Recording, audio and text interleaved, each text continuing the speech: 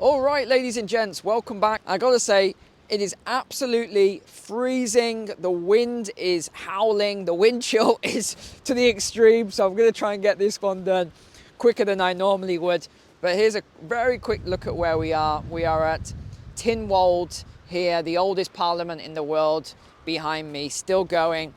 And we're going to take a walk and talk about all of this crazy stuff that's going on at the moment. I think that one of the biggest ones is this leaked conference, military generals conference in Germany.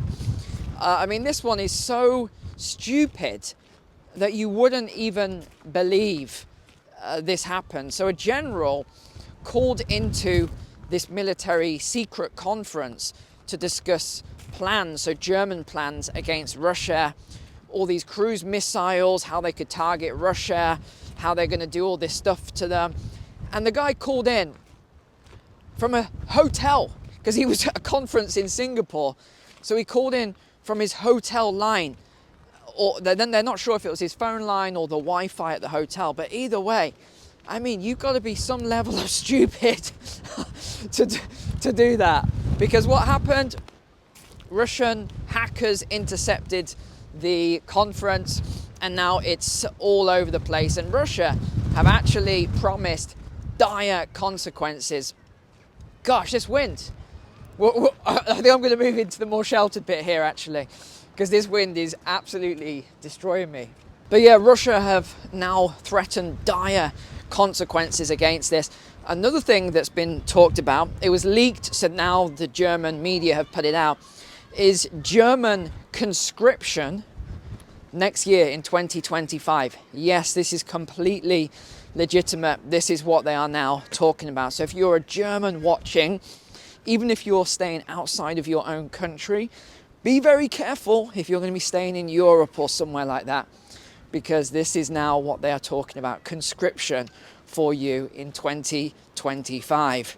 Let's move to the more sheltered bit here a second. Okay, I just had to stop off to grab some corn because we're going to go and see my feathered friends here who, the last time, if you remember, we came to see them, they haven't seen me in months. So they are going to go absolutely crazy when they see this, because the last time they saw me, I forgot.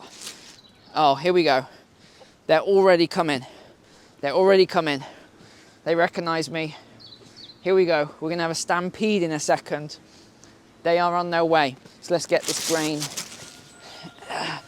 distributed to these fine feathered friends here.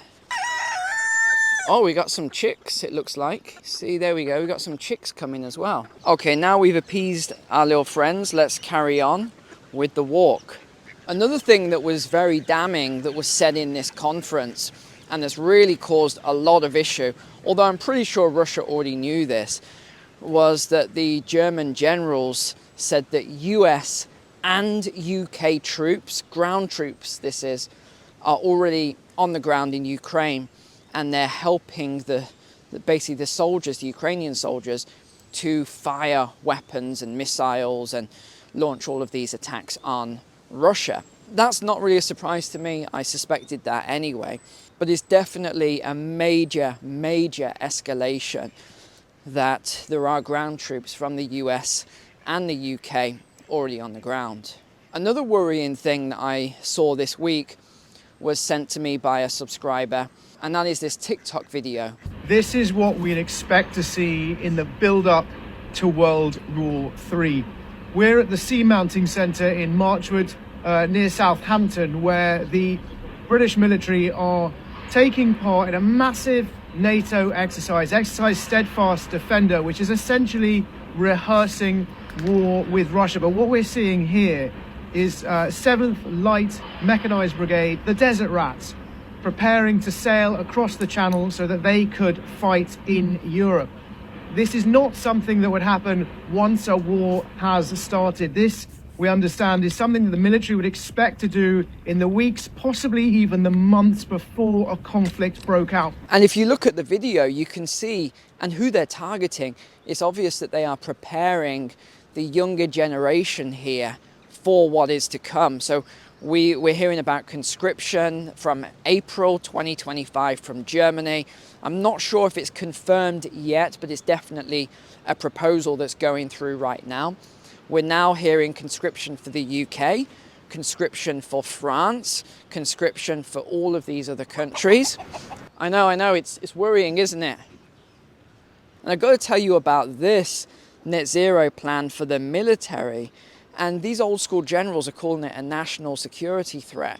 They're saying that this is absolutely ridiculous, that the proposals are, let me just get this. This is decarbonization efforts for the military here, where they want to replace traditional energy for military infrastructure and vehicles.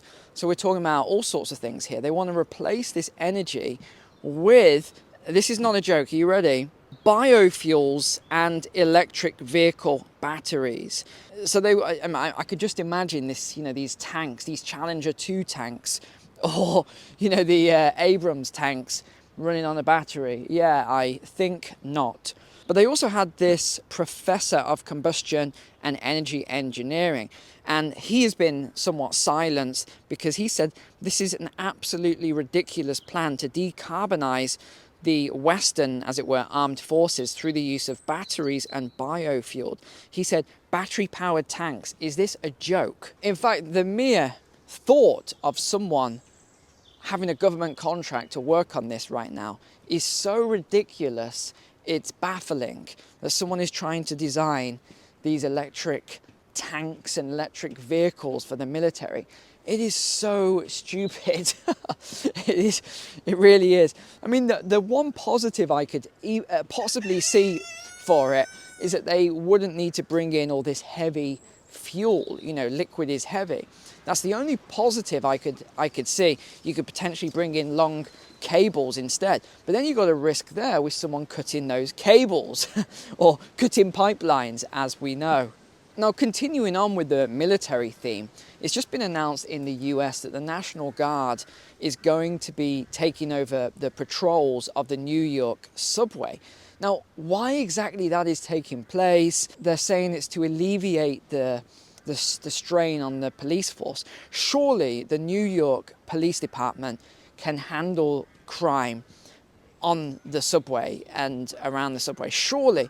I think it's probably a case that they are not being allowed to do their job. There's going to be a load of red tape. There has to be, paperwork filled in and all this other stuff that is always the case. Oh, look at this beautiful view behind here. Oh, wow, I just noticed these flowers. That is absolutely beautiful. It doesn't even look real. It's so beautiful. That is a real tree. I've never seen one of these trees before. Can you drop in the comments what this is? Maybe I'll plant one in my garden.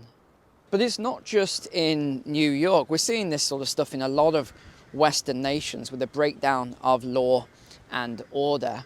No surprise to any of us watching, because we know that this is the way things are going now. And I was reading an interesting document actually, and it was all about the US Constitution and how when it was formed in a way that would make it future-proof for future generations. But because it's being changed so much and radically changed, now there's all these issues. It was quite an interesting read. Actually, Sweden's having a big problem as well. So the police are now banning or making it illegal to own a bulletproof vest. I mean, honestly, who in Sweden owns a bulletproof vest? When I read that, it just made me laugh, because I was just thinking, I don't know many people that own bulletproof vests that aren't similar to me, ex-military and that sort of stuff, shall we say. I just don't know many people. But the other issue is it's very difficult for the Swedish police, like all police, to do their job, because they get accused of racism if they try and stop anybody who isn't, well, I guess we could say, doesn't look Swedish. There's all these issues and there's all these court cases and things against the police and everything else. It is an absolute nightmare. We've also got an announcement out of California today that, I mean, this one will probably not surprise you. California makes illegals eligible for home loans. Yeah, you did hear that right. California Assembly Bill 1840. In fact, let me just throw this out there right away. If people are coming and they're genuine asylum seekers, they come in with nothing but the clothes on their back, how exactly are they going to be able to put 20% down for this home loan, because that's the down payment? It's a bit strange. It doesn't make any sense that that would be the case. And talking of this ongoing issue then, this shows you that the whole thing is deliberate and orchestrated. The Supreme Court has just blocked this bill from Texas to arrest anyone who is crossing the border illegally. I mean, doesn't that say to you that it's already a crime? If it's illegal, by definition, it's a crime. They wanted to arrest people that cross the border illegally, and this has been blocked by the Supreme Court. This doesn't make any sense, a lot of this stuff. And it comes back to the same thing I always say: if you're soft on crime, crime gets worse. And Nikki Haley's just dropped out of the Republican race, so that it looks like it's just Trump now running. But I'll tell you how corrupt MSNBC are. They deliberately wouldn't show Trump's speech because they said that it could be, at the minimum, misinformation. At the higher end, it could cause hatred, right? So I guess we could say a hate crime. I mean, this is how crazy these media are now. And I don't even like to use them when I'm doing my articles and stuff, MSNBC. But sometimes I have to, because they're the only ones with the story that I need to talk about. Another worrying proposal that's come out is from the EU. So remember before when Professor Klaus, he said that we needed to make the world more equitable. And it was basically what I said was just a form of socialism. So what he was doing was he was making citizens in wealthier countries pay money via taxes that would then go to developing nations. And what I was explaining was this is just a form of socialism. That's really all that is, where you're taking money from one place and giving it to someone else. So because that didn't go down very well, even though a lot of the government leaders were sort of fine with this, because it didn't go down very well, now they've changed it, and the EU has put out their proposal, and they're calling it, here we go, climate finance contributions instead. Oh yeah, wink, wink. Of course it is. Of course it's climate finance contributions. So they're saying that it's now reparations that these richer countries have caused damage to the developing nations. So now they're saying is basically they've just rebranded it, repackaged it, and this is what they're doing now. So this looks like it's going to go through, but they're going to target first the oil and the energy companies. So luckily the citizens will be let off initially. But think of it like this: if you're going to tax the energy companies, then the energy companies are going to charge more for the energy. They're just not going to let someone cut into their profits, are they, like that? So it's always the same net result with all of these things. Now, I want to talk about a very controversial point now. So if you don't like the controversial stuff, this is where you sort of, stop watching here. But I got to talk about this article that's come out from Bloomberg. And there's a lot of these, and I believe they're paid articles. And it's called "A Spike in Heart Disease Deaths Since COVID is Puzzling Scientists." And I've read through all these articles, and it's obvious to me. It's so blatantly obvious.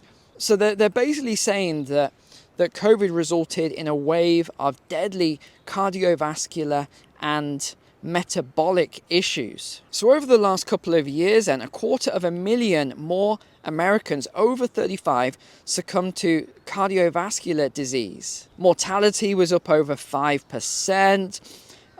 We also have heart disease, abnormalities, blood clots, diabetes, kidney failure. The list just goes on and on and on. We're up 15 to 28%. Scientists are baffled by this sudden increase, and having eliminated all possible medical interventions, have found the most likely cause is the virus itself. Oh yeah, okay. I mean, who believes that? Please tell me in the comments. Does anybody actually believe that? It's so obvious what has caused it. It's blatantly obvious. Even all the data is there now. The scientific evidence is there. Why are they paying for all of these media outlets to publish this nonsense? Why don't they just say what it is? Because they know what they have done. It really is just so sad that what's happened here. And I've told you, I've got a number of friends who are still to this day suffering. We've still got all these very high levels of censorship of what can and can't be said, which I think is a real shame in this day and age. There's nothing going on. There's no COVID. There's no, health concerns or anything like that around it. So why then are you not allowed to talk about these things when they said the whole reason for the censorship in the first place was to make sure that you didn't cause a worse health problem? Well, it's all over. So why can you not talk about it? Again, this is the common sense, logical, obvious things that I look at. So I just hope that none of you have been affected in a negative way like that. So thank you for being online. Thank you for watching. Check out the interview with Peter Schiff yesterday if you have the time. It's a bit of a long one. I do think it's worth it. All right, thanks so much for watching. Take care. God bless. I'll see you next week.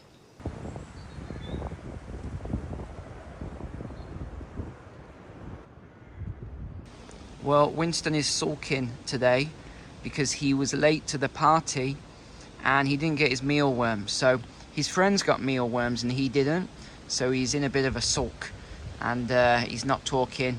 He's a bit unhappy. So that's Winston today.